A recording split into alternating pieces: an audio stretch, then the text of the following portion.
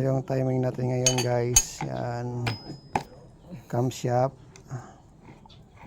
crankshaft, injection pump. Damage yung pump. Oh, Yan.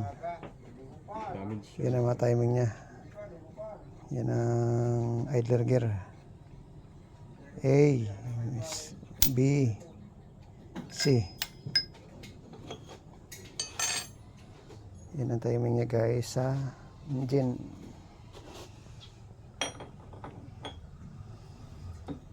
Yan naman yung gear sa pump. I-timing mo yan, baka magkamali. Timing daw. Yan o, matigas ang ulo ng kasama ko eh. Siyempre. Kita mo sinasabihan na i-timing, ayaw i-timing.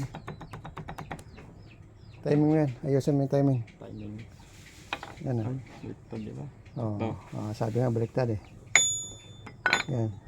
Tigas ng ulo ganyan guys. Ayaw kasi maniwala eh.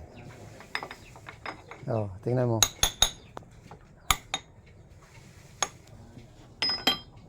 Ito yung bagong compressor.